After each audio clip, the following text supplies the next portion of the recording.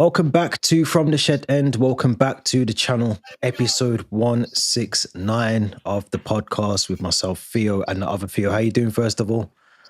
I'm good. I'm really good. Went to see the Chelsea players parade the Club World Cup on Wednesday evening, which was a nice little treat after work. Back to Stamford Bridge tonight after a few months, which is going to be nice Yeah. to watch some live football again. And it's Friday, so weekend is just around the corner, and I'm always buzzing on a Friday afternoon. Work is looking relatively quiet this afternoon, which is nice as well. So yeah, can't complain. How are you doing? I'm good. I just literally just remembered that we play tonight. You wouldn't believe I actually done a match preview for it yesterday, but no, I'm good. I'm glad that we're back. I'm glad, but obviously with the news yesterday about Levi Colwill, which we'll touch on, yeah, disappointed about that. But apart from that, football is finally back. It's here. I'm excited for the season. Nonetheless, we'll talk about all of that in this episode. Before we do, make sure you please hit that subscribe button if you're on YouTube. If you're watching or listening on the audio version of the podcast, please make sure again you hit the notification bell, or you head over to the Linktree link, 20,000 on Instagram. Big congratulations there from well, more so to Theo for all the hard work he does on there. But we're building a channel this year, so make sure you're hitting all those notification bells so you don't miss any posts or episodes of the podcast. But let's start with I was going to say the big news, the news about Levi Colwill. Big one, big massive injury. It was, I could kind of tell it was bad, and I'll tell you for why. Maresca in his press conference he didn't want to give too much away. And you could tell from the expression on his face that he knew it was a bad injury. And I think he was probably told maybe by, I don't know, someone in the comms team at Chelsea to not really give too much away. But it's been confirmed it's an ACL injury for Levi Colwill, possibly out for the season. What's your thoughts? It's a huge blow. It's a huge blow for us. I think we saw last season how big of a player and how important he is to our squad and our kind of Premier League campaign when we finished fourth. Speak about lack of leaders in our team, still lack that, and I think we do kind of lack a bit of an experienced player. But Levi Colwill is slowly becoming that person. I know he's only 22, so it's very hard to kind of categorize him as a leader, being only 22. But given he's kind of Cobham born and bred, you feel like he has that experience and that knowledge. And yeah, I feel like I think you're gone.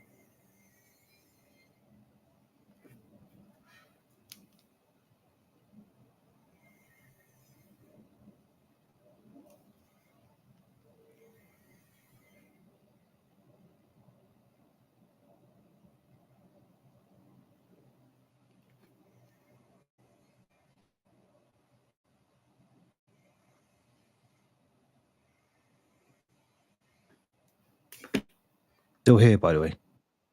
Oh, you're still there? Oh, Yeah, I could hear you. Sorry, yeah. Okay, yeah. I was just saying, big, really experienced player for us, really important. And last season he started 35 out of our 38 Premier League games. Yeah. So he's definitely probably one of our most played or most used centre backs. So big blow not to have him for, I'd say, at least 5-6 months. I think you're looking at least towards Christmas time, probably going into that end of Jan, beginning of February period where he might be back in some kind of training or light capacity, because these ACL injuries, they take a lot of time, and even when players do come back from them, they need a lot of rehabilitation and still kind of get back into the swing of things. So yeah, huge blow for us. That being said, I think this will be your next question is like, do we need to kind of provide cover now for Levi Colwill, go back into the transfer market, buy another centre back? And I think we're both in agreement that we shouldn't, because I think we've got plenty of cover available still. We've got Chalobah, who I think is going to be a fantastic player for us. And I really hope that this actually pushes us to keep him and not sell him for pure profit. We've got Tosin, who on his podcast we've spoken about numerous times being a really important player to us. And then we've got guys like Wesley Fofana. If he stays fit, he can do a job. Benoit Badiashile, who gets a lot of stick, but actually I felt like when he played last season, he was a lot better than when he played the previous season. Yeah. And then we've got guys like Aaron Anselmino, who, in my opinion, were brought into the club to be able to play this kind of like cover or kind of play a bit more sporadically. And then we can't forget that we've got João Hato, who can play left centre back, and Josh Achampong, who can play right centre back as well occasionally. So I think we've got plenty of depth at centre back, but a lot of people, especially on Twitter, Instagram, have been quite reactionary, saying we need to buy Mark Wehi, we need to buy Gonzalo Inacio, we need to buy whoever. But I genuinely feel like let's not panic. Let's actually look at what we've got. Let's also remember Levi Colwill is going to eventually be back in a couple of 5-6 months. And then when he does come back, does this mean, you've got an extra centre back, which means Colwill's no longer the first choice, or maybe Chalobah's no longer the first choice? And I can guarantee you those same people that are asking for another centre back will complain, should we sell a Trevor Chalobah or Levi Colwill next summer? So yeah, it's a big blow for us, but let's not be too reactionary, and let's not kind of panic and kind of jump into the transfer market and buy anyone who might cost us an arm and a leg, and actually in the long term probably force one of our kind of Cobham Academy players out of the door as well. I agree with that 100%. I think it's, look, I get the fans sort of need or hope for a centre back to come in, but I think what you do by doing that is who leaves, because Colwell's not going anywhere. I know there's a lot of talk about when he's back, we sell Colwell. Fofana's not going anywhere. You can clearly see, I mean, he's been injured for the best part of 2 years, and the club are still heavily backing him to be successful at Chelsea. So I don't think he goes anywhere. So I agree with you 100%. Just going back to the Colwell injury for a bit as well. I think it's harsh on him. I think he's had a really, like you've probably said as well, a really good end to the season, a very good Club World Cup. So for him to not be able to help us in the Champions League this season now, and it is tough. It is a tough one for him to take. But I think he's. I agree with you. I don't think we need to go and buy another centre back. All for the points that you just made, but I also think as well, what club is really going to want to part with one of their best players or their best centre backs this close to the start of the season? There's been a lot of talk about Bastoni, that's never going to happen. Like, Bastoni will never come to Chelsea, and he would never be sold. Milan will never sell him to us, and if they did sell him, we're talking through the roof, breaking the wage bill. That's never going to happen. I think the Mark where he won, I think I understand it. There's a bit of connection there. He's played with Trevor Chalobah. He's been at Chelsea before, so I get the connection. But again, you're talking about someone, this is Crystal Palace. They've just lost Elise the season before. They look like they could lose Eze this season. They're not going to want to lose another key player in their squad going into what is their biggest season of many years, going into potentially either the Europa League or the Conference League this season. They're not going to want to lose Mark Wehi. And if they do lose Mark Wehi, it's going to be at a massive cost. So I don't think we'll see Colwell this season. I think ACLs are seriously big injuries. And I think even if a player is estimated to return to football or return to training, within the next 6 months, which theoretically is the back end, December, maybe January, and around that time, you still got a lot of rehabilitation. You missed a lot of football. You have to get back to match fitness. You have to build up the muscle. There's a lot to do, and I don't think we just won't see him. We might see him make an appearance, 2 or 3 games before the season ends. But I just think there's a lot of reactionary online. There's a lot of reactionary from fans, and like you said, if we sell Chalobah, we sell Colwell. This is some of the fans that were slating Colwell for his performances, that he makes a lot of mistakes. Now suddenly he's the best centre back we've ever had at the club. So I just don't get it. It's a shame for him, but 100%. Let's not go straight into the market and find ourselves our pants being pulled down because they know we need a centre back, but we don't. I agree with you. I don't think we do. Absolutely. It's a huge blow for him because he was in the England fold. He was in Tuchel's plans probably for the World Cup next summer. And probably that's now kind of throwing a spanner in the works of whether he'll be involved in that and whether he'll be back to full fitness. And let's also remember we've got Mamadou Sarr, who's a centre-back who was in our Club World Cup squad, who maybe there's a potential thing in his contract that might mean he can be recalled in January, perhaps. Yeah. We've also still got Disasi and Renato Vega on the books. Yeah. Whether they'll ever play for Chelsea again, probably not. But why panic and buy another centre-back when you've actually got players that can play centre-back still under contract? I don't know if we're kind of planning to sell them and they're really not in the manager's plans tactically, but Renato Vega is a brilliant centre-back. He's part of the Portuguese national team. He's wanted by Atletico Madrid and top Premier League clubs. spent 6 months on loan at Juventus, and I think helped them qualify for the Champions League. So there's a lot of potential in him, and he wants to play centre back. Now there's an opportunity perhaps for him to play centre back. Does someone like Bowley or Maresca to swallow their pride and bring him back into the first team? That could be an option as well. So yeah, I think like let's not be reactionary, let's not panic, and let's wish Colwill the best with his recovery as well. Yeah, 100%, 100%. Does this change? I mean, I said the other day, and I still stand by that we should be challenging for the Premier League next season or this season. I still think we should be doing that. I don't think one injury. I know it's a big one. It's a big player as well that we've lost, but I don't think for me, the situation hasn't changed for me. We still should be challenging for the Premier League this season. Do you think that changes the fact that we've lost Levi Colwill now for the best part of the season? And I don't know what your sort of expectations were really for the season yet as well, but mine were for going for the Premier League, at least challenging. Not to say we win it, but we should be in that conversation come end of April, May for the Premier League. Do you think that changes things now for Chelsea fans' perspective that they should maybe lesser their expectations for the season? I think the reactionary Chelsea fans will obviously say we're no longer in a title race and all that, but let's not forget across a 38-game Premier League season, there'll be injuries to other players and other teams. Like Saka missed a large chunk of last season. Rodri missed pretty much all of last season. So other players will suffer these types of injuries as well. And Maddison looks like he's going to miss probably all of next season with Tottenham as well.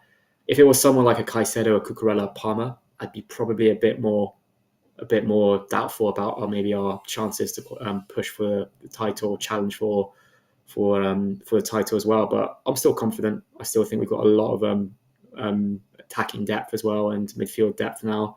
And I still think we're not done yet in the transfer market, not so much for a centre-back, but more kind of offensive players by the looks of it. Xavi Simons, Garnacho, we're going to talk about afterwards. So yeah, I'm still confident. And it looked like even when I was at the trophy event on Wednesday, this team seemed to really gel together and bond. They seem to like to work under Maresca. And that's something maybe 3 years ago we were sat here and say this team looks broken. You had players sat on the dressing room floor. They were playing with players with no lockers, whereas now they seem really they really seem to gel and get along. And I think that Club World Cup experience in the US would have really brought them together as a team and as a squad as well. So yeah, I'm still confident. I am as well. And I agree with you. I think I said it last week. I know everyone jokes about the Conference League, the joke about the Club World Cup and, what it potentially doesn't mean. It's the lesser of importance in terms of our season. But what it does do is it brings a lot of mentality, winners mentality, that squad cohesion, that togetherness at the squad that they need going into a season that's going to now even be more impactful with losing Levi Colwill. So I think we should be still challenging for the league. I'm not saying we should be winning it. I'm not saying we are going to win it, but we should definitely be in and amongst the Liverpools, the Man Cities and whoever else is going to be there. We have to be in that conversation still. I don't think losing Levi Colwill, we have Trevor Chalobah, who for me is arguably still one of our best centre-backs at the club.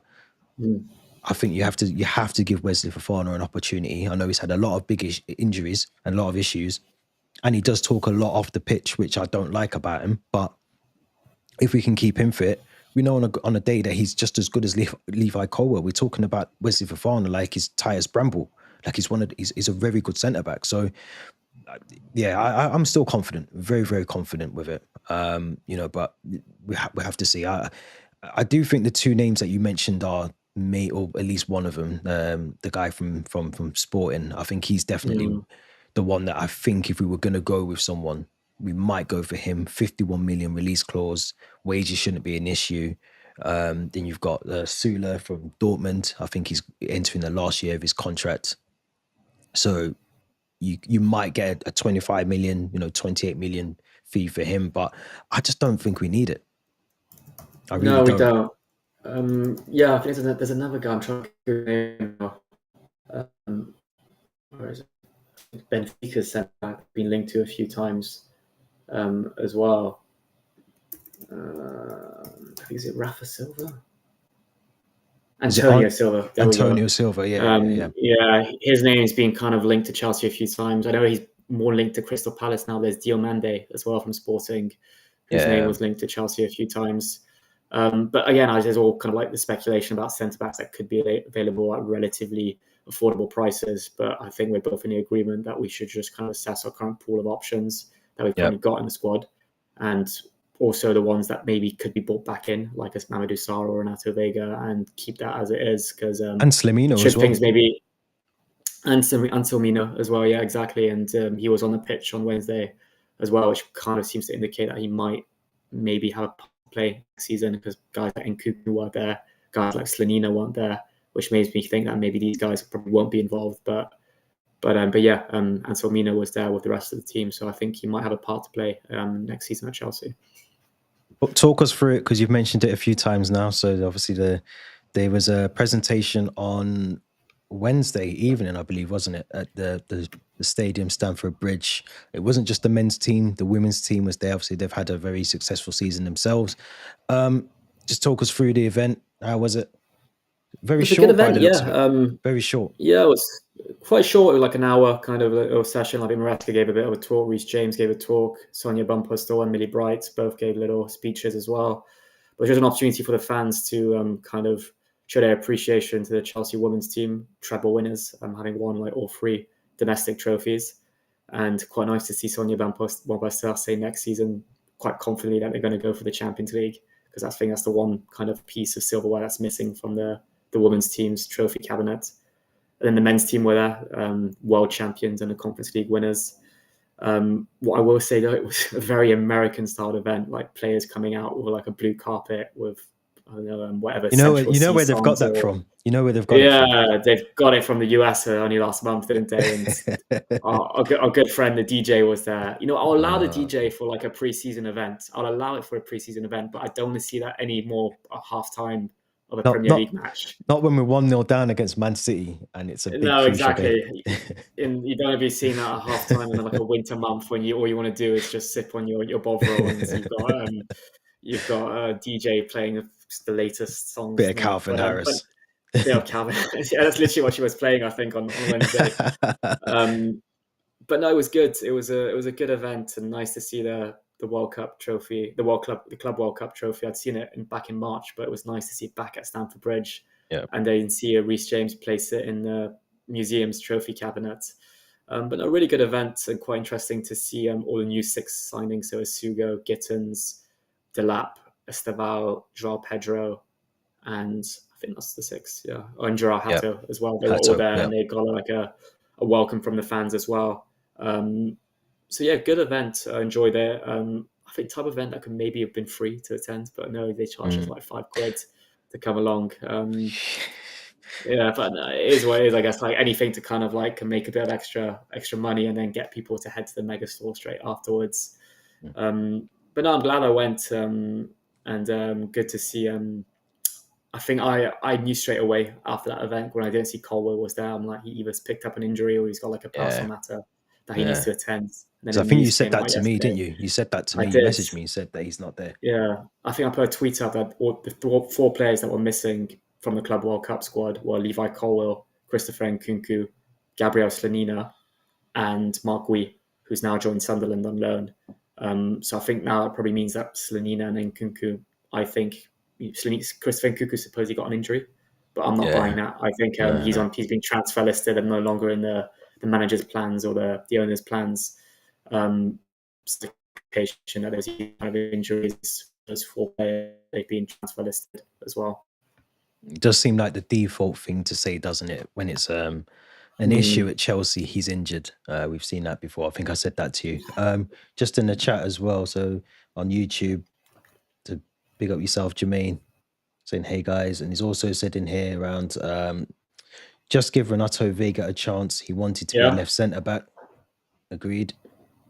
Agree with that, definitely. It's an option. It's an option. I think obviously we didn't bring him in for that job, but as we've said before, Joao Hato can also play left centre back. So this is, I think, going back to our point that we don't always need to go out and buy.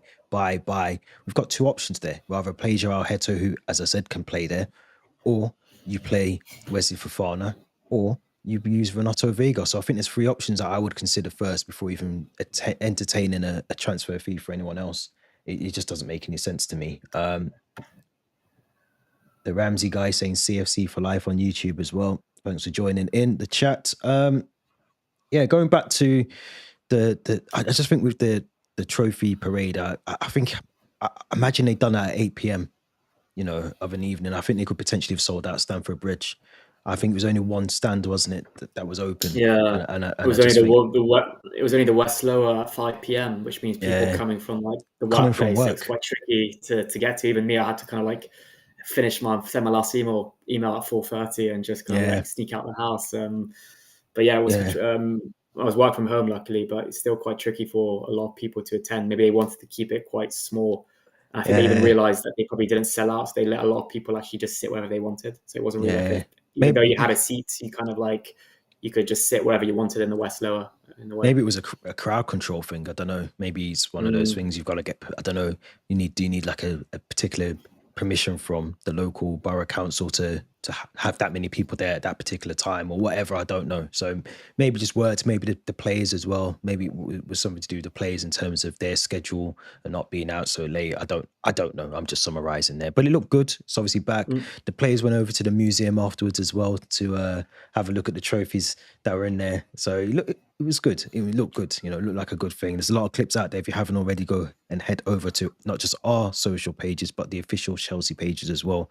There's a lot of decent stuff on there from the trophy event this week. But just in the chat as well, again, Jermaine is saying on YouTube that we do not have a crisis. And I think me and Theo both agree that we don't have a crisis. I think we're perfectly fine with the players that we've got at the squad. Talking of squad, let's go straight over to the squad numbers. They've been officially announced for the season. Not many changes. I think from what we know, a couple of interesting ones came out. Estevao got to keep his beloved 41 shirts. Joao Heto 21, Joao Pedro 20. Jamie Gittins has taken Mikhailo Mudrik's number, which was number 11.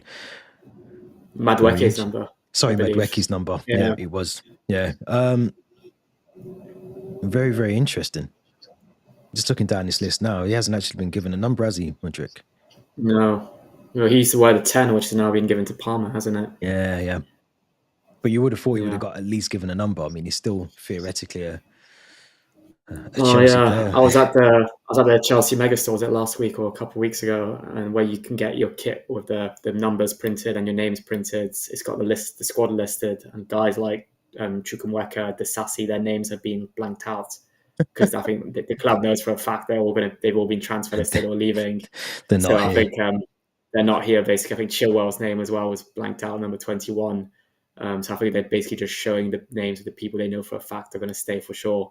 Even that, I feel like there's certain players that probably were there that still not. I think he's there, but there's a high chance that he's kind of parts as well. But in terms of the numbers of the that have been given, you mentioned Palmeiras. Estevao got to keep his 41 from Palmeiras. Gittins got number 11. Big number at Chelsea. Yeah, a lot of pressure, I feel like. Previously worn by the likes of Didier Drogba, Oscar, some big Dennis players. Wise. Dennis Wise, yeah. Big shout out to Dennis Wise. And then Jaro Hato got Ben Chilwell's 21. I still feel like, I just do remember last season, Pedro Neto got given a number 19. And then when Raheem Sterling left, he switched to the number 7. So I still feel like these numbers, they confirmed for the time being, but I'd wait until the very end of the transfer Can you imagine if you got your shirt printed? I feel like the club would maybe allow a return if you got like, let's say, I don't know, you got Estevao 41, then he switches to, I don't know, another number. I think they'd allow it, yeah. Because I initially thought they were delaying Gittins getting number because they were waiting to see if Xavi Simons would join to give him the 11, perhaps, before maybe giving it to Gittins. But yeah, if Xavi Simons joins now, he'll probably get Nkunku's 18, you'd think, or something like that.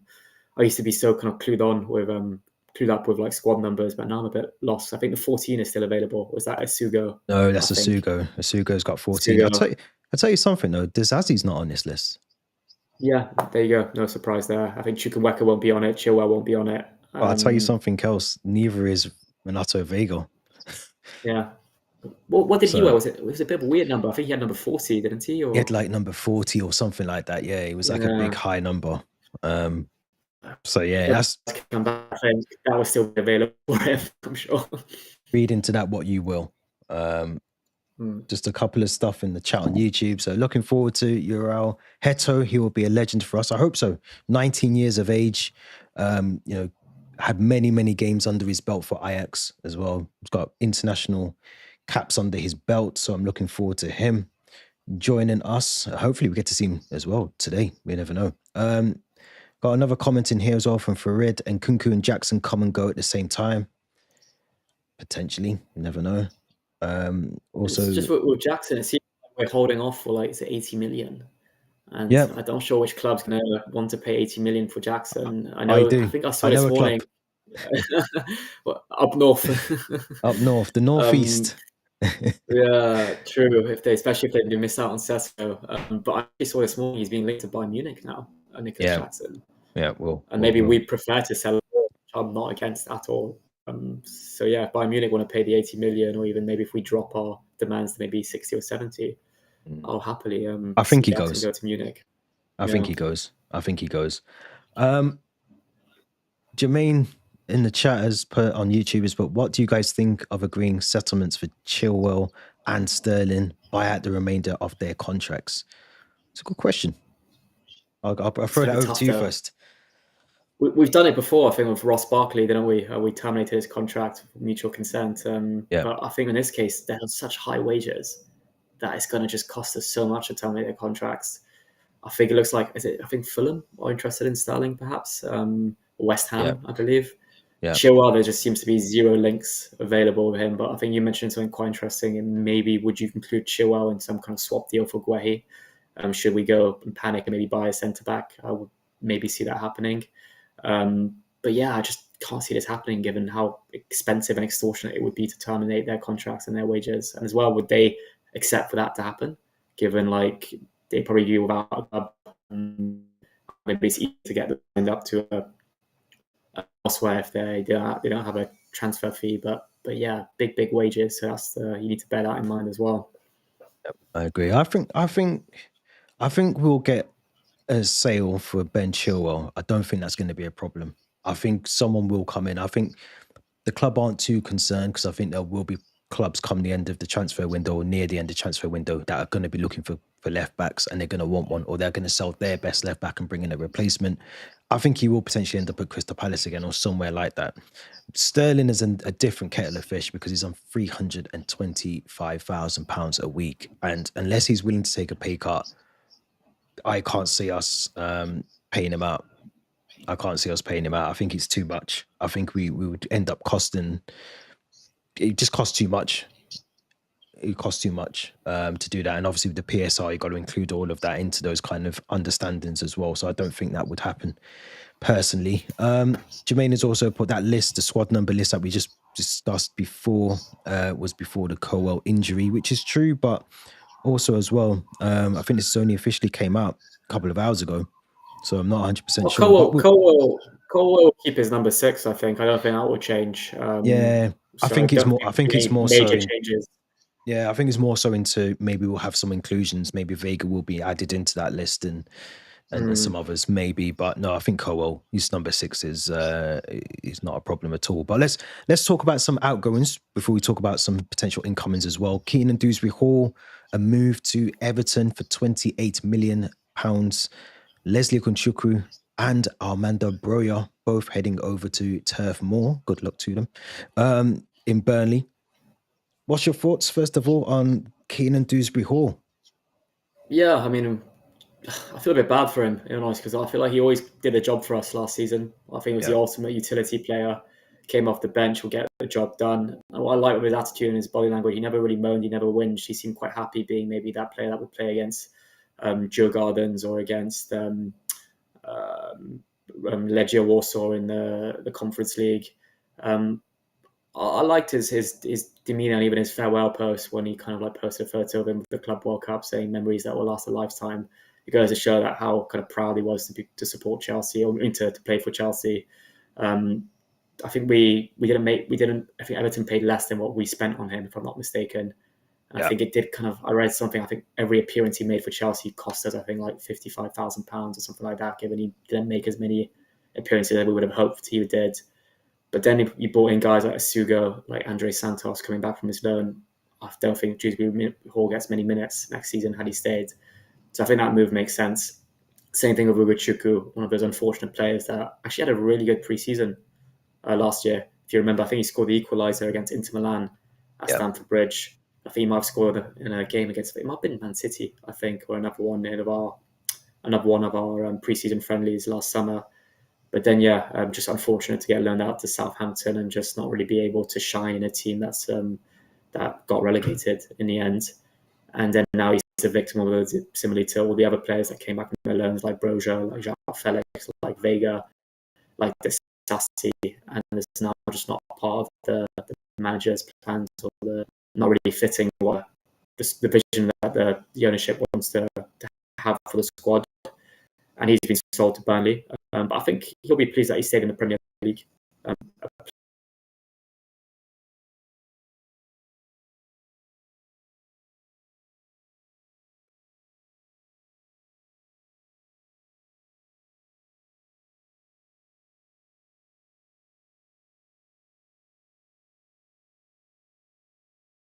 I've lost you there, Theo. I can't hear you.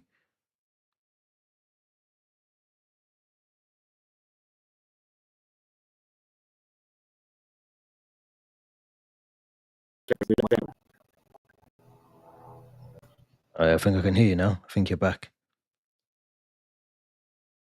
Are you back? I think we've lost Theo. Bit of technicals there. But no, I think it's going back to what Theo was saying around Leslie Ogunchukwu. I think going back to the Keenan Dewsbury Hall one, actually, I think that was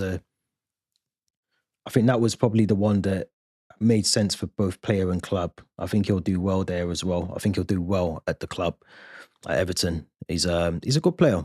He's a good player. I think he was out of his depth a little bit at Chelsea. I think in terms of Everton, he's probably exactly what they need at the club. I think he's a very, very good player.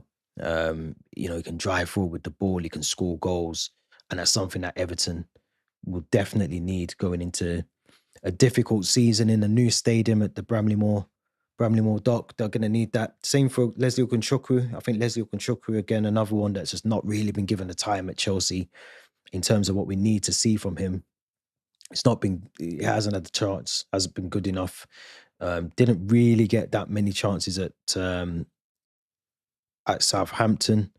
So we'll have to see. I just don't know. I don't know what's going on with so see if we can get Theo back in here.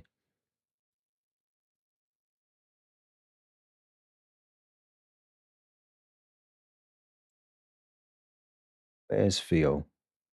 Let's try and get him back in.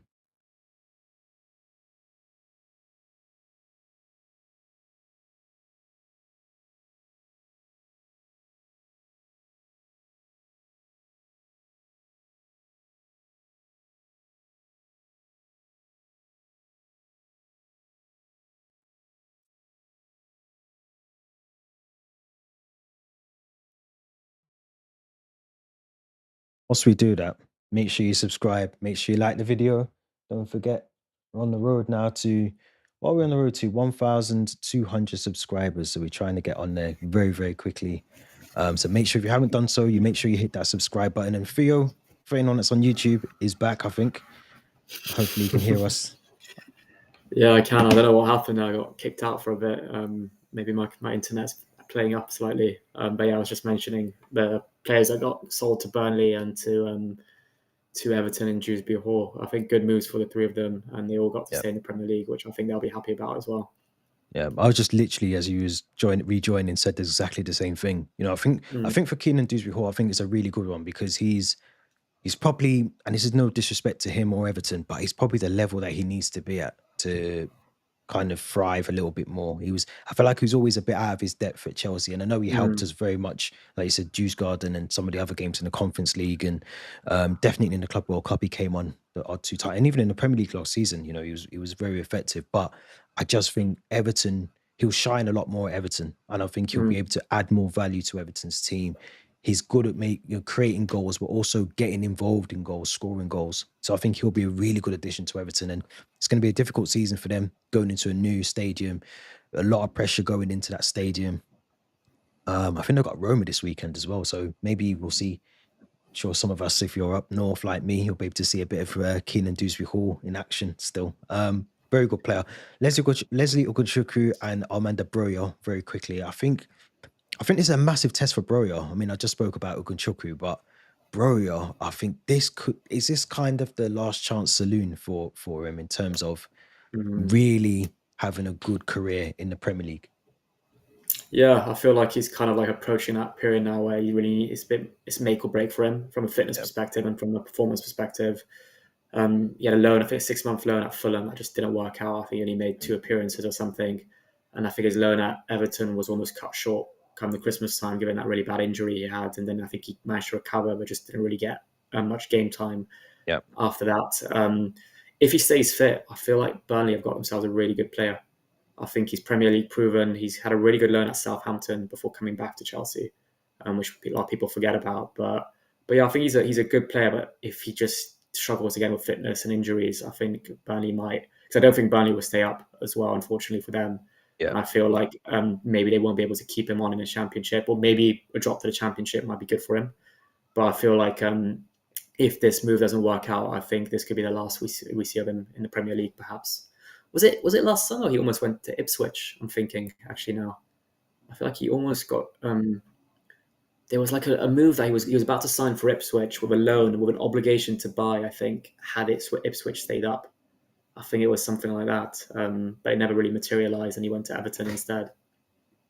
Remember, now you've got me thinking. I mean, maybe I can't remember. It just sounded about right though. I know he was linked with a couple of clubs, wasn't he, before he went to Everton? So it could be that. It could be that was one of the options. I just can't remember. But I agree with you. I think he has to have he doesn't have to have a brilliant season, but I think he has to have a season where he's playing at least 85, 90% of the matches and then, chipping in with goals. I would like to see him at least get 10 or 15 goals. But it's some good money when we talk about, how much we spend at Chelsea, but we're making some really good, if you want to call it profit, but we're making some really good sales on players that, I mean, getting 20 million for Amanda Broyo, who hasn't been successful in probably the last 2 seasons, is good money. I think the same for Ogunchukwu. I think Keenan Dewsbury Halls is about right, but let's talk about some possible other outgoings as well. Nicolas Jackson and Christopher Nkunku. We've slightly touched on them both already, but Nicolas Jackson, I personally think will end up at Newcastle. I think he does. I can't see Newcastle. I mean, Seshko deal's done. He's literally on a plane, a private jet now with his agent this morning. Finalized. His personal terms have been agreed. The fee's been agreed with Manchester United. That deal is done. It's no chance of Newcastle hijacking that at all. They've lost out on 9 players in this transfer window. That's from goalkeeper to attackers, Newcastle. I feel like they're going to have to come in with a very realistic bid for either Ollie Watkins, Johan Wissa, who I think is now linked to a Saudi Pro League club, and also Nicolas Jackson. And I think Nicolas Jackson he wants to move. Personal terms will not be an issue. Can you see him going there? And if he does, do you see him being successful? Yeah, I mean, I feel like he's definitely good enough to be playing in the Premier League. I think we've always argued that he needed a competition at Chelsea, or he kind of needs to be taken out of the limelight and have someone maybe to play to where he plays second fiddle to. But Newcastle seem like they are getting kind of relatively desperate, and they're losing Isaac. They missed out on Joao Pedro. They missed out on Sesko as well. So they're going Wanted to want Liam to strike. Delap as well. They wanted Liam Delap as well. Yeah. I think that there's still a very good player there. I do feel like this would be like alarm bells for Newcastle. It's almost like their last resort in a way, getting someone like Nicolas Jackson. And I also feel like we know maybe we can afford to charge £80. We're desperate to sell, but we know that other club there that are desperate to buy because the market for a striker or a number 9 right now is very, very difficult. Now that Sesko's left, now that Victor Gyökeres has joined Arsenal, now that Delap and Joao Pedro have joined Chelsea, there isn't really a striker out there, a number 9, that a goal or a scorer or a proven number 9 that's available to sign and that will come to the Premier League and hit the ground running. So I think that's why maybe a lot of people are kind of linking Jackson to Newcastle. I think he goes well. I mean, because I'm sure they were interested in him before this window. I'm sure there was talk of him potentially going there before the window started. And look, I think Nicolas Jackson, even if we do get 70 or 80 million, which I think we could charge, we know that Newcastle have got the money, especially if they do sell Alexander Isak. Even if they don't, we know that they were trying to buy Benjamin Sesko for a good amount of fee, that they offered more than what United have offered. So that tells you how much money they're willing to spend for a striker. I think Nicolas Jackson going there would actually perform very, very well. I think he's a very good. Are we not strengthening? Or are we not strengthening a rival though? Perhaps. We possibly are, but depends. I think we are, yes, but I wouldn't say that Newcastle should be anywhere near a title race conversation, and I still think we are in that conversation for the title. My worry, the one worry that I have is we've loaned out Mark Gui to Sunderland, which is a very good deal. It's a very good deal for him and the club and all the rest of it. João Pedro, we know, has got a very, very good, lashes out every now and again during matches, could end up with a 3-match ban. Imagine Liam Delap gets injured or he's out for a game or he's picked up 5 yellow cards or whatever because he's a bit petulant at times as well. Who do you play up front? Is it back to Pedro Neto? Are we in that stage where we're talking about we don't have enough strikers at the club?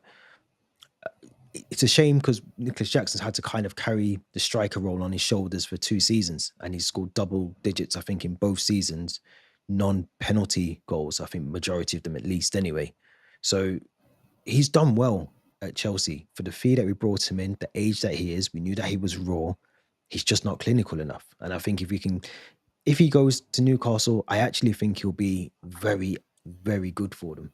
I don't know why I think that, but I just think and I don't think Isak goes. I generally don't think Isak leaves Newcastle. I think he stays. And if he stays, he's training. He's training on his own, I think, right now, isn't he? But yeah, I feel like. Sorry, go on. Yeah, I was going to say, like, I think you made a really good point around Jackson. I just feel like I'd be happy if he stayed at Chelsea. I've always felt like it worked. We had 3 strikers in the past, whether it was Eto'o, Torres, Demba, or if it was Diego Costa, like Remy and Drogba when he came back for his second spell. I think games changed slightly now where you need like a number 9 who's going to play almost every single game. But I just think Jackson's ego would not let him be first choice at Chelsea. He would not settle for that, would he? Yeah, when he said that, he said he's come out. There was a quote last week, and I think I put it on one of the live streams that he said he doesn't see. And I said on the live stream, I get it. He's saying there is no competition because we're all a team. But the way it came across was like he doesn't have competition for a striker role. And I think, is that his ego, or is that him basically saying that there isn't competition because we're all fighting for the same sort of goal? We want to win the trophies and all the rest of it. Or does he actually mean I am number 1? I will snatch the penalty balls off Madweki when we get do you know what I mean? Is it that what he's trying to say? So I couldn't really distinguish which one of the two it was. Either way, I think he goes. I think the fact that he got sent off when we clearly needed him in that game, and I think actually did he not get sent off against Newcastle? Was it when we played Newcastle he got sent off? Yeah, he elbowed, was it Botman? I think, or Shaw. It was, it was one of the two. And if they do sign him, he misses the first game of the season. So he's still serving that 3-match ban, isn't he? He's still serving his 3-match ban. So yeah, I think they will sign him. I think it will be Newcastle. I know Bayern Munich are involved; they're interested, but I mean, again, it's a good shout. But I think if we do sell to Newcastle, we throw the 80 million at them. If it's Bayern Munich, I think he goes for about 52. 60 million. I think there's a bit more. I think you have to throw a bit of sort of, bit of extra tax on it for an English club, in my opinion.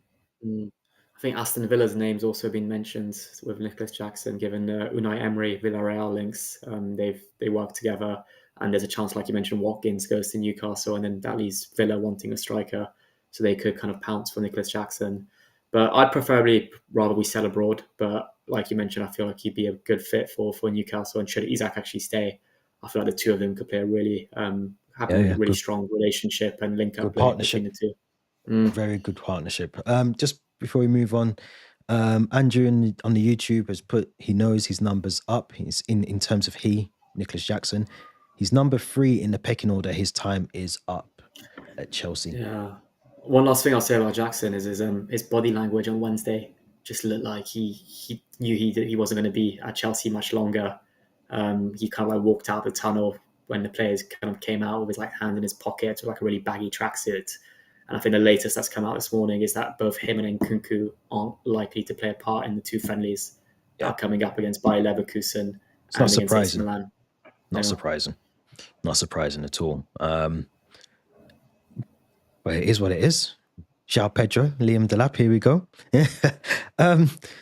Let's talk about some incomings because I've just read before as well, and I want to start with this one because I know you love your goalkeepers, and I'm shocked if we don't. I mean, I'm glad I'm sat down while I read this because Ben Jacobs has just reported that PSG, who've now signed a new goalkeeper as well, wants at least 26 million for Gianluigi Donnarumma after deciding not to offer him a new deal. I honestly think if we don't allow ourselves to even entertain the conversation of trying to get the caliber of goalkeeper, and I know what people were saying to me last night or the other night that he's not the best with his distribution and all the rest of it. He is definitely an improvement and an upgrade on the goalkeepers that we currently have at the club. What's your thoughts? Are you sort of on the yes bandwagon, or you're on the we've got Jurgensen, Sanchez, and Slanina to do the job for us this season?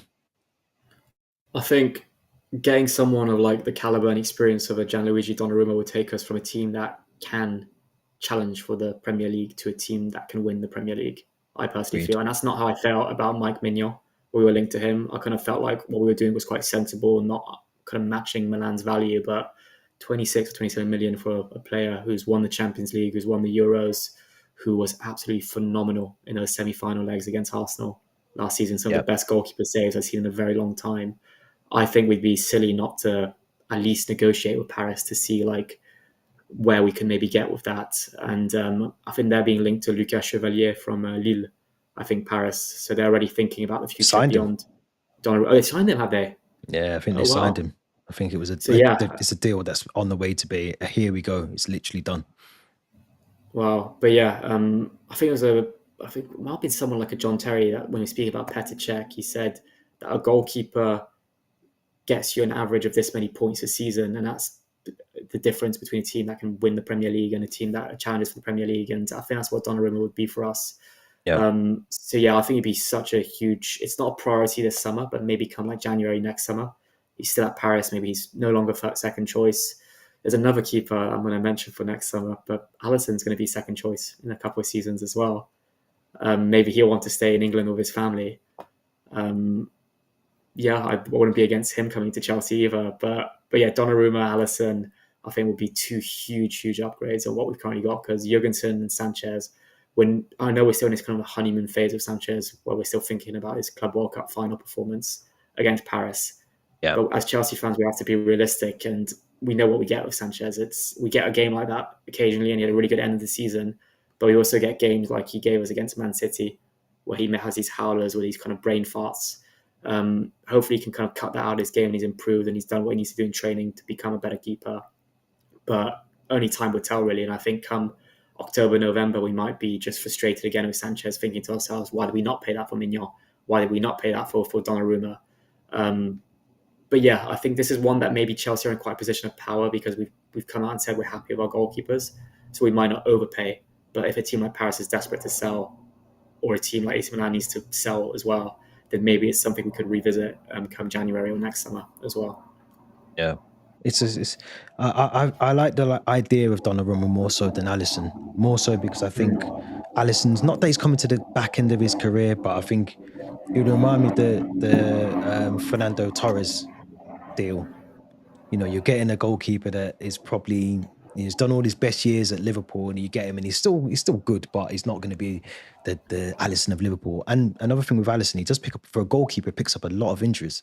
And I'm sure he's had like a couple of hamstring injuries recently as well. Which, so I think Donnarumma for me, if he's available for that sort of money, and United is still interested. The only thing I think will stop us from really pursuing that deal is the wage structure that we currently have doesn't fit into what his wage demands potentially will be. But I think sometimes you've got to go outside that box and just it's a goalkeeper.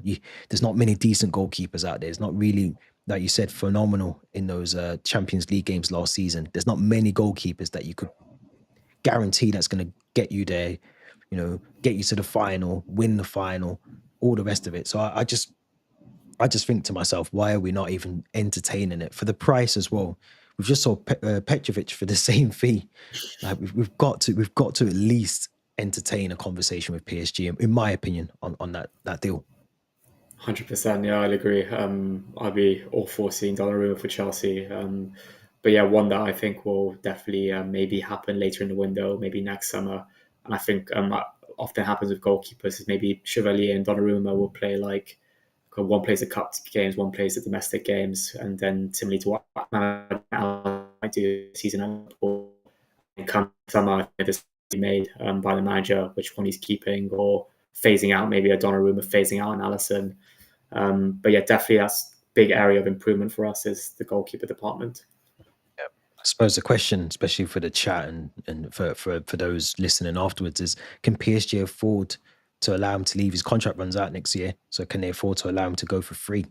I think that's the big thing. So do they want to bring in some money for him this season, or do they allow him to go for free? I don't think he'd sign a contract this time next year. So I think that's the big question for PSG, and I think that's why they're willing to allow him to go. They've got the replacement in now that they think they need, and then they could potentially get some money this summer for him. So if that's the case, Chelsea, please, Paul and Stanley, or the rest of you guys at Chelsea, please make sure you call PSG and get that deal done, because I would be over the moon.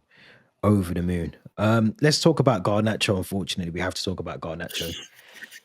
He is coming to Chelsea. I don't care what anyone says now. I think this is not is he coming? This is when does he arrive at the club? Because according to a lot of sources this morning, personal terms are no issue. We're hearing, and I hate to say this, but the Fabrizio "here we go" is literally imminent. Is now more around Chelsea negotiating a fee with Manchester United for Garnacho. Now, every time I think about this, and I speak about it so often, nearly every day, but I just don't see how he's going to fit into our squad. No. I really don't. No, I'm struggling as well. I saw it this morning as well, the "here we go," or kind of "here we go" for the personal terms being agreed. And it's clear from all the journalists reporting on this that he's desperate to join Chelsea from the looks of it as well. But I just struggle to see where he'll fit in similarly, because we lost Sancho and we lost Madueke as our two wingers. So logically it makes sense to sign another two to replace those two that have departed. And I think we've got Esteval, we've got Gittins, we've got João Pedro who can kind of play in that position as well. And we've got potentially Xavi Simons, who's also going to be signed, who can play on the wing. Yep.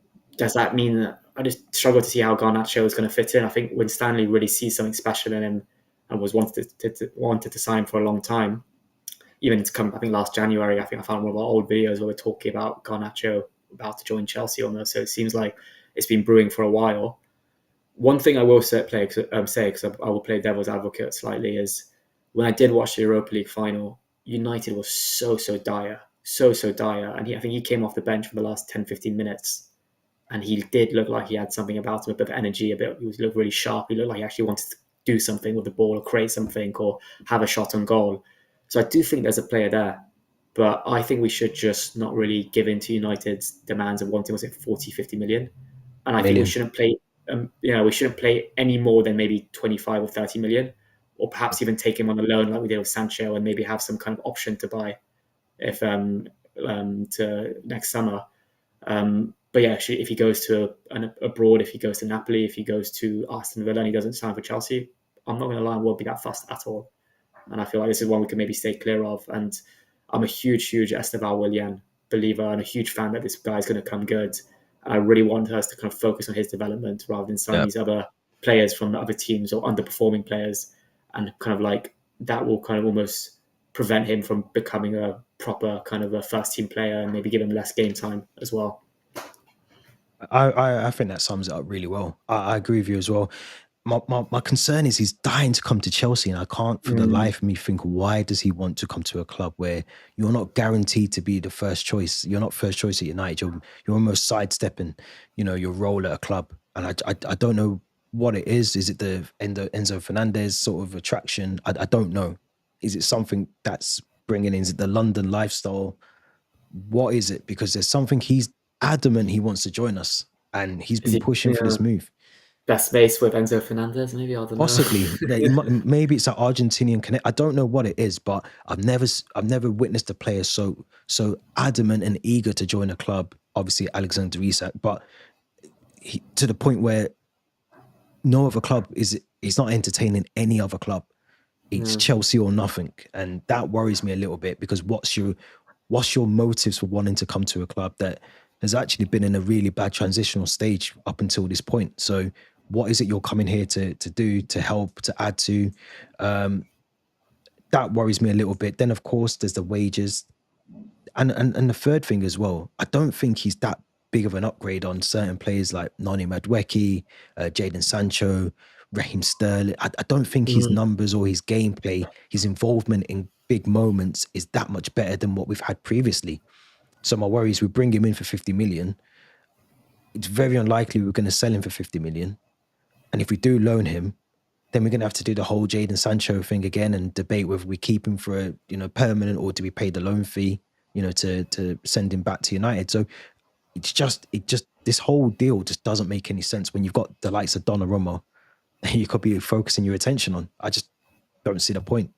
I think if we sign Garnacho, I think that's Tyreek George's Chelsea career finished 100%. Yeah, I think he's been linked to RB Leipzig as part of the deal, maybe for Xavi Simons. Yeah, obviously got for Chaka, the looks of it. But yeah, I can't see a world where we sign Garnacho and keep Tyreek George, or a world where both those players are come to Chelsea and they both get like game time that they're happy with as well. In an ideal world, I think if we could loan Tyreek George out to someone, this doesn't even make sense, but this is logically the only rational explanation I can think of. If we can loan out Tyreek George, we loan in Garnacho to see if that's a good fit for the club. If it does, then so be it. But then we potentially end up selling Tyreek George in the long term.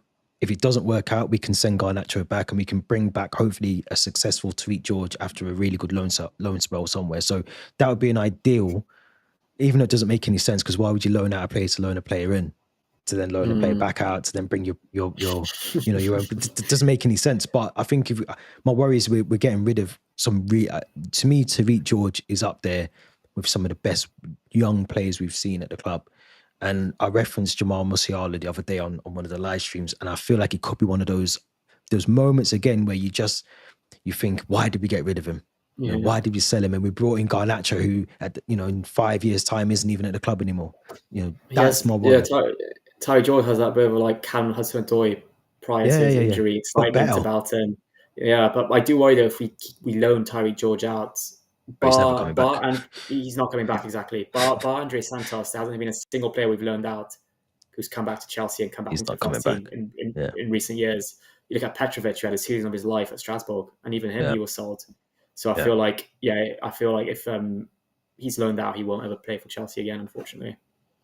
That's the worry. Let's see how that unfolds and unpicks. I think that's most of the transfer news that we've got currently at the moment. I don't think there's anything else we're linked with or any other outgoings. We know that there is still talk, obviously, about Chalobah. I think that will change now with the Levi Colwill situation. I don't think we can even be in a position to sell him at the moment. We know there's some, David Datcher Fofana, I think, is linked with Wolves at the moment. So. I think they've sold some of their striking options over the last couple of days. Sarabia, I think, left, didn't he? Sarabia's gone, and is it Stan Larson, I think, as well? Stan Larson's gone somewhere. So I think they need to bring in some attacking options into their team. So David Datcher Fofana, I think, will go as well. But let's move on. Because we are back in action tonight. Stamford Bridge. I think it's called Visit Malta Weekend. I'm sure I said that yesterday. I couldn't remember if I was right or wrong, but I'm pretty sure I read it was something to do with that. I'm not sure what it means or why it's connected to Chelsea, but I'm pretty sure that's what it's called. So we've got a big game tonight, Bayern Leverkusen. And then we have a game 48 hours later against AC Milan, both at Stamford Bridge. If you're not fortunate enough to be going to the games. They are being televised, I think, on Channel 5 and DAZN. So if you're not at Stamford Bridge, you can still watch the games this weekend. But Theo, give me your thoughts on Bayer Leverkusen. Very new looking Erik ten Hag Bayern Leverkusen. Lost a lot of players in the summer. What's your thoughts? Yeah, Bayer Leverkusen without Florian Wirtz, Bayer Frim, Leverkusen without Xabi Alonso, without Frimpong, Frimpong. Without Granit Xhaka. A Yeah. lot of players, a bit of an exodus at Bayer Leverkusen. So I think it's definitely not the same Bayer Leverkusen team that went unbeaten in the Bundesliga 2 seasons ago.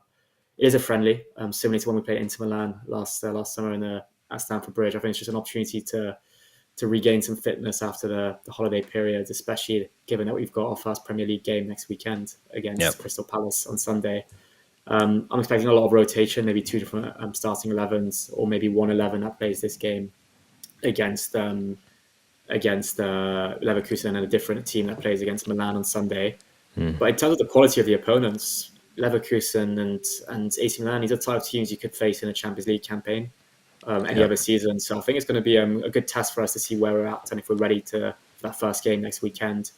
A good test to see some of the new players, Esteval, Joao Hato, who haven't even played for Chelsea yet, and guys like Delap and Joao Pedro to get their first appearance at Stamford Bridge and show the Stamford Bridge faithful what they can do. I'm excited for them. I'm never really excited for friendlies, but this is the first time I feel like, especially after Wednesday's event, I'm excited to see these players kick a ball around Stamford Bridge. So yeah, it's going to be a good one, 7 p.m. today at Stamford Bridge. I'm sat in the shed as well. It's my favourite stand. So that'll be a good opportunity to get back to sitting in my favourite stand of the bridge. And definitely there'll be some match day content on the socials tonight and Sunday, because I'm going to both those games. I know it's not related to what these games at all, but we forgot to mention as well Cole Palmer's Ballon d'Or nomination. And Yeah, we did. And the team. team of the year for 2025, Yeah. Chelsea as well. So an opportunity as well to maybe see the team and see Cole Palmer today after their nominations as well.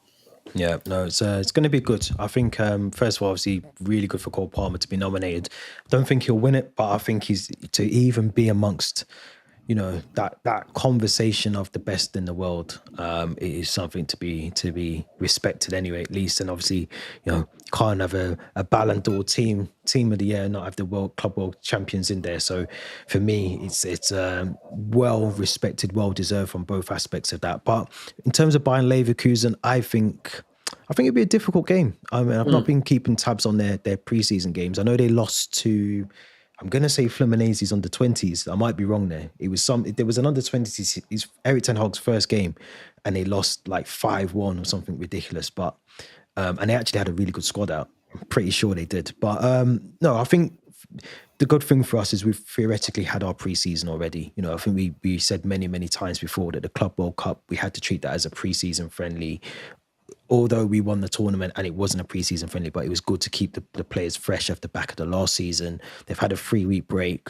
They're coming into these 2 very critical preseason games now ahead of that game next Sunday against Crystal Palace. And I think these are we have to treat them very competitively. I think normally you'd go into your preseasons, you wouldn't want to be, going in for tackles, or you wouldn't want to win. You're not really caring about the result. You want to try and build up your fitness. Yes, there's an element of that now, but I think because we're playing these a week before the season kicks off, there has to be an element of that winning mentality, competitiveness in the game. And I think we'll see that in both of them. Maybe from Leverkusen as well. But I agree with you. I'm looking forward to seeing some of the younger, new recruits in the team. I really am. Gittins as well. I forgot to mention him. He just got the number 11, so he'll be eager to go. Even a trivia question. Isugo as well. Yeah, he didn't get to see much of him at the Club World Cup, but he might play 45 minutes or so. A bit of a trivia question. I posted this on the socials, but can you name the 4 players that played for both Chelsea and Bayer Leverkusen? Should I cheat? I'm not going to cheat. I can see your eyes looking down. I hope you're not looking at your phone. I know one of them off the bat because I've just done we've done the mini documentary. So that would be Michael Ballack would be one of them, I think. I can't think of anyone else. Oh, Kai Havertz. Kai Havertz is another one. Number 2, yeah. You've got me thinking. You always get me thinking on a Friday. I'll give you a clue. Uh, Callum Hudson-Odoi went Yes, to Bayern yes, Leverkusen, didn't he? I was going to yeah, say Bayern Munich. He didn't. He was linked with Bayern Munich, wasn't he? He went to Bayern yeah. Leverkusen. The last one. I'll give you a clue for the last one. It's a bit of a rogue hint, but he retired quite young, and now he's like an ultra marathon runner. Ah, Andre Schiller. There we go. Yeah, Yeah. you got there in the end. Yeah, I forgot. Yeah, I forgot about Hudson-Odoi because I'm sure he was linked with Bayern Munich, wasn't he, at some point? He was. Then he And then signed a new Chelsea contract. Then he got and then loaned to went Bayer Leverkusen. Then got Leverkusen. That sold was to it. Forest. Yeah, Yeah. Yeah, that was difficult, to be fair. It's only because I knew Michael Ballack just from the back of doing like the research yeah. behind him recently. But no, I'm looking forward to the game. I think it should be a really good game, competitive game.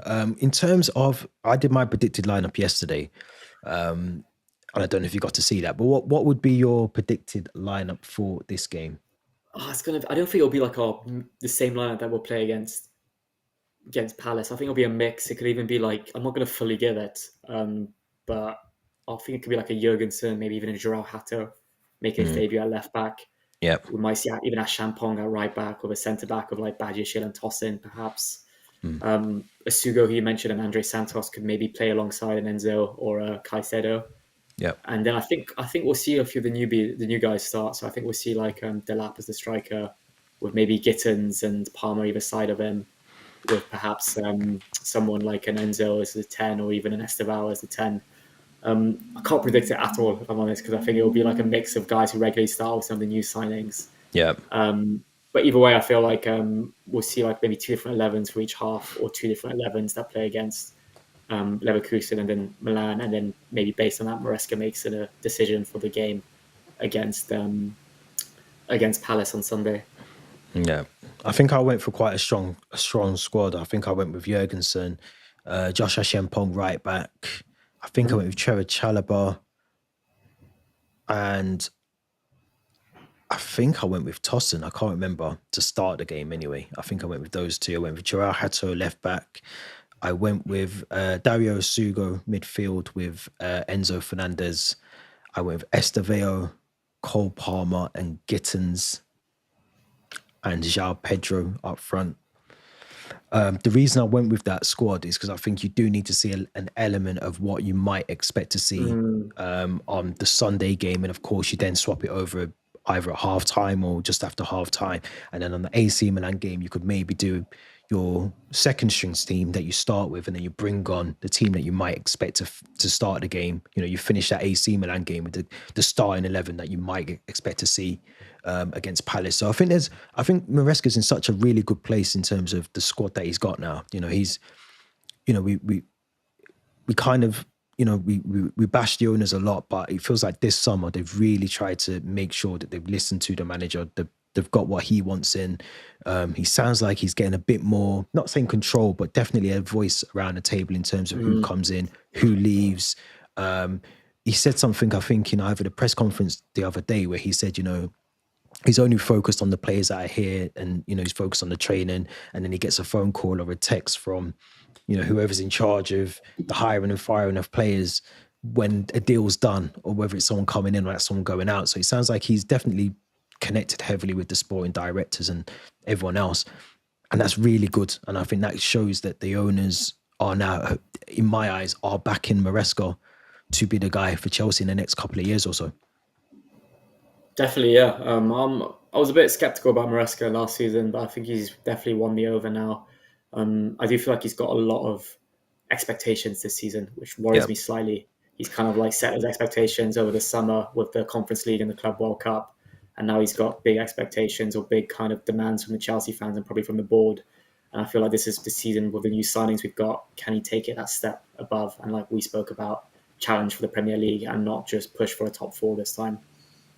But I think, I hate saying this because it sounds like cheesy, but we are Chelsea Football Club, so we should be challenging for league. Whoever's in charge has to have those expectations and be judged against them a little bit, if that makes sense. They have to.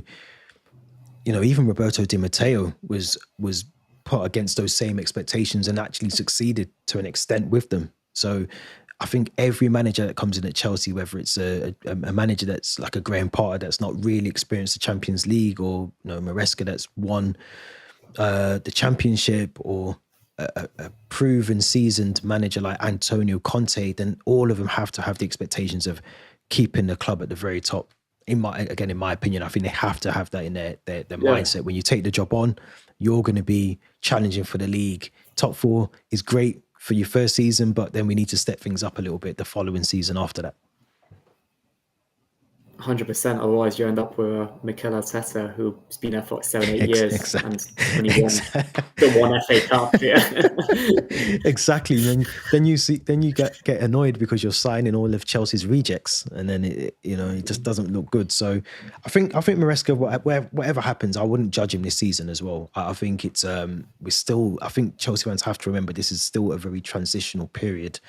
And there's been a lot of mistakes made along the way by the owners and by, hiring and firing the managers, but they've also made some good sales. They've balanced the books very well. Getting 50 million for João Felix is just ridiculous when you think about it. So they're making mistakes along the way in terms of what they're doing off the field. We're making mistakes because of the team that we've had, but we've got to just back the manager this season. And that's my motto this season. I'm going to try and back him as much as possible.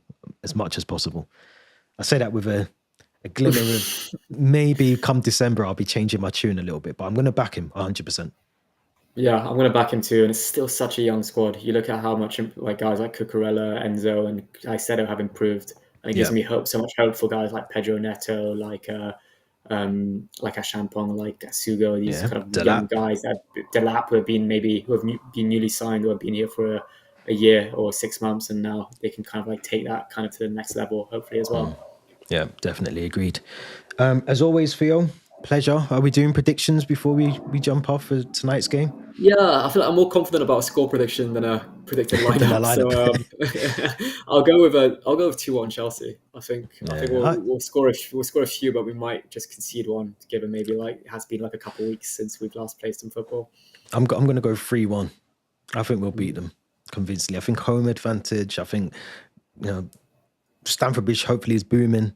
Club World Cup champions. I think we'll do well. I think it's a newly formed. Looking at Ten Hag's teams previous to taking over at Leverkusen, you can get to them. They're very, very easy to play against. So if he's very tactically minded as he was again in charge of Man United, I think we should get a lot of chances, especially down the right hand side.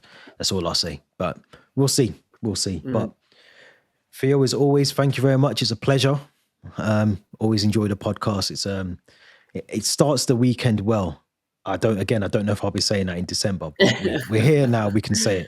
So enjoy the game tonight. Enjoy the match. I'm sure you will. We'll of course have more content on the channel over the next couple of days or so. So make sure you hit that notification bell. If you've been in the live chat, thank you very much.